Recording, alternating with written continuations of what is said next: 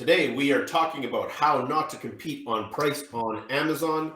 I'm Nick, I'm Jace. and welcome to the Demand Gen Daily Podcast.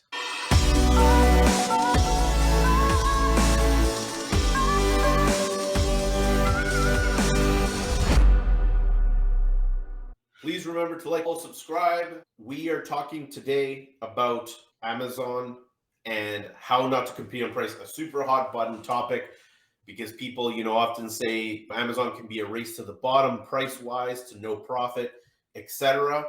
How do we combat this? Yeah, great question. It is a common objection or concern raised among clients is I don't want to launch on Amazon because I'm a premium option within my category. I don't want to just compete on price. So definitely Amazon brands who are on the cheaper side can do really well on Amazon. Products that are premium can also do very well. Amazon has a sliding scale of referral bracket charges. So a referral fee is the fee you pay for the privilege of selling on Amazon. And it can be as high as 15, 17% sometimes. So if you're selling a premium product that's $200, you don't want to be paying a 20% referral fee. So they have a sliding scale for more premium brands like premium apparel, jewelry, stuff like that, really big end electronics like e-bikes and stuff like that. They have different referral fees than if you're selling moisturizer cream, which is $20, right? So you really can. Now, here's the thing. The common problem is that you start selling something, you're trying to build a brand also on and off of Amazon to become omni-channel, but you're getting your butt kicked, you're getting spanked by a Chinese seller who can just infinitely cut their costs. And if listing doesn't work, it's very low risk for them. They can shut it down and start a new one. It's harder to do that for a North American brand because Amazon has much more leverage over us, right? So that's a big concern. So the issue here is I'm going to use a brand in the kitchen category as an example. This is a double wall thermal insulated coffee cup. There's a whole series of them. There's not just one. There's tall ones, skinny ones, one with a handle, one with not, but double wall thermal insulated. And it's the most expensive in the category, but it's also the top recommended seller with 2,400 plus reviews. So how do we do? Pricing isn't a static thing. It's a dynamic thing. You want to be able to adjust the pricing according to your short-term and long-term goals. So when I'm doing a product launch, we talked about product launch in the past, I want to be able to go as low as possible on the launch date, right? The cheaper the better. People say, oh, why would I want to be cheap? I'm trying to make money. Yes, you're trying to make money, but you're also trying to have a successful launch, a product that can really be a game changer, trying to hit a home run, a grand slam. And to do that, you want to give it a chance by lowering the price as much as you can. Okay, that's going to signal to the algorithm that, hey, there's a new seller on the market within this category. If it's selling and it's cheap, you're much more likely to get a boost by the algorithm organically. So that's a big one. But you don't have to do that forever. You may do that just for a 48-hour period.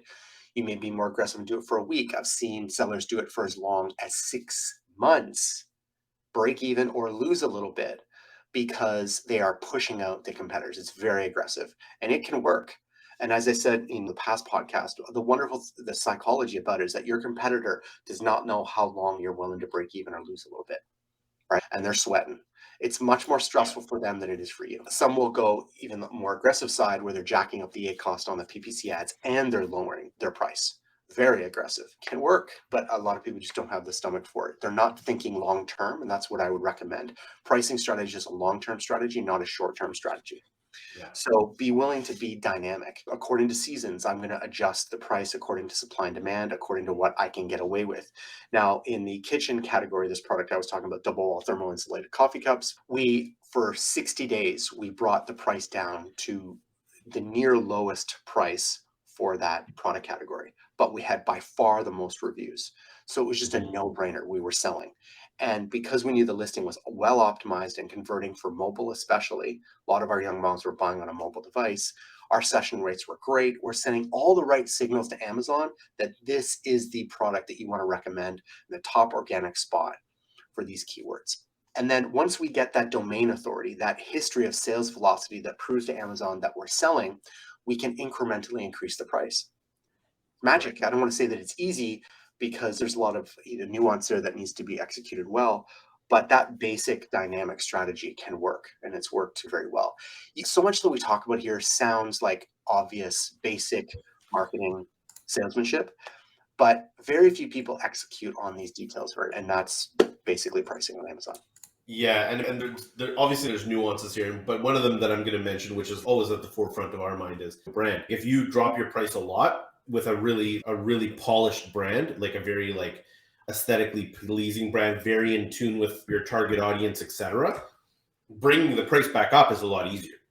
Whereas if the brand is not as good, bringing the price back up generates a lot more resistance and in the form of sales drop off. And we've seen this in the past. Like we increase price, brand is like AAA plus a brand, sales go down very marginally, like if at all sometimes. And I'm talking on a unit basis. I'm not talking about on a dollar basis, because a lot of the time, even if you sell less units, you overall are way better off like on an EBITDA or like an ROI perspective.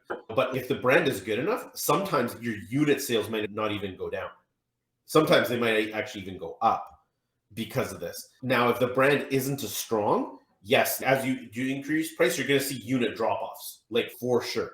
Yep. And that is fully commensurate to the strength of the brand. So the stronger the brand, the less drop off every time you increase the price. And this is marketing 101. Again, back to Jason's point, this is like all basic stuff.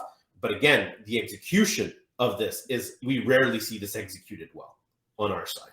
It's true. Yeah.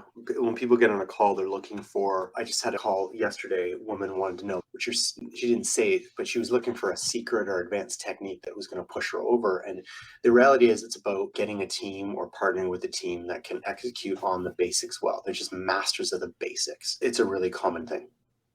Yeah. I mean, that's like a different topic as well, of like fundamentals versus like the search for the magic bullet. Yep. You're always better off polishing the fundamentals of things and doing them at an incredibly high level than trying to find this magic bullet, because the magic bullet honestly doesn't exist. This magical thing that's going to convert everything overnight. It's like you're going to do 10 things, 15 things like that are fundamental. You're going to do them all at a high level, and that's going to take effort, time, etc. And by doing those things, you're going to win. But most people it's like, I need to shortcut this. I need to move faster. And by trying to move faster, they paradoxically move. Good point. I think when you have all the basics really done well and you can demonstrate that, then it's time to maybe talk about pushing the envelope or trying to innovate experimental things. But trying to do that first, assuming that's your problem, is usually not the problem. It's usually a basic thing. Right? Absolutely. So, yeah. All right. That's it for this episode. Next episode, how to scale Amazon in 2023. That's going to be coming up on the next episode. Remember that we've been shooting a series of these. There's a few episodes back. There's still a few more episodes to come. So please remember to check us out on the next one. Thank you so much.